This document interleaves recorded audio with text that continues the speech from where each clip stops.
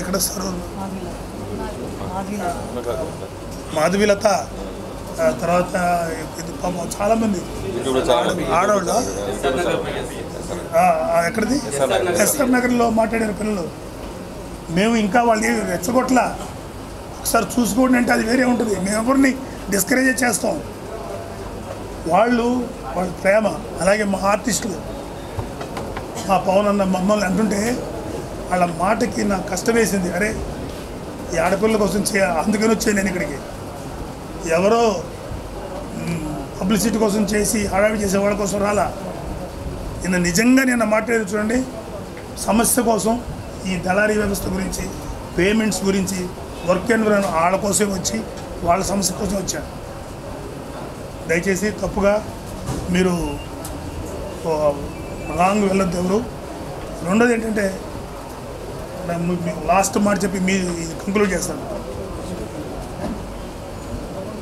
మా తల్లిని అన్నందుకు మేము రియాక్ట్ అయినా సమాజం నుంచి మాకు చాలా మద్దతు వస్తుంది. ఈ మాట ఎవరన్నా ఆ మాట మీలో ఎవరన్నా ఒకళ్ళని భరించగలరా? ఆవిడ మాట్లాడే ఆ స్త్రీ మిమ్మల్ని ఎవరో ఒక మాట అంటే భరించగలరా మీరు అని అనిపించుకోండి. బట్ మేము భరించామంటే కారణం వీఆర్ పవర్ఫుల్. మేము బలవంతులం కాబట్టి భరించాం. ఆడకూతురు కాబట్టి ఏమనుకుంటా సైలెంట్గా వెళ్ళిపోతున్నాం. నేను మా అమ్మని అడిగాను, లాస్ట్ వెళ్ళిపోతాను కనీసం తెచ్చి మా అమ్మని అడిగా. మా అమ్మకి అసలు ఏమీ తెలియదు. అమ్మా ఇలా అన్నారు నిన్ను ఏంటమ్మా అంటే మా అమ్మ పెద్దగా నమ్మేసింది. ఓన్లీ ఆడవాళ్ళ ప్రాబ్లమ్స్ ఉంటే పట్టించుకోవద్దు వదిలేండి. అమ్మ చాలామంది ఆడపిల్లలు నేను చాలామంది అమ్మాయిలమ్మా, మా అమ్మ చాలామంది అబ్బాయిలు ఫ్యాన్స్ కానీ అభిమానులు కానీ పబ్లిక్ అమ్మ మా అమ్మని ఇలా అంటారా అని నేను గురించి అన్నారమ్మా. అక్కడ నా మనసు చెలించిపోయిందమ్మా, అంత ప్రేమ చూపిస్తున్నారు వాళ్ళు అని అంటే మా అమ్మ ఓన్లీ నాన్న అంటే అన్నారు.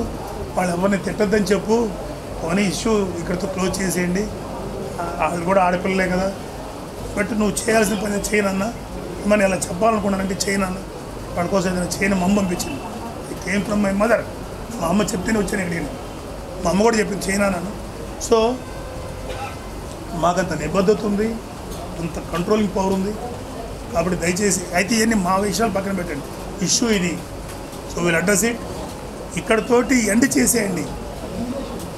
మళ్ళీ దీని మీద మళ్ళీ మీడియాలో డిస్కషన్ పెట్టద్దండి. ఇది నా హంబుల్ రిక్వెస్ట్. అయితే ఓ లైక్ వేసుకోండి, లేదంటే ఓ కామెంట్ చేయండి. ఎప్పటికప్పుడు మా వీడియోస్ చూడాలంటే సబ్స్క్రైబ్ చేసుకోండి.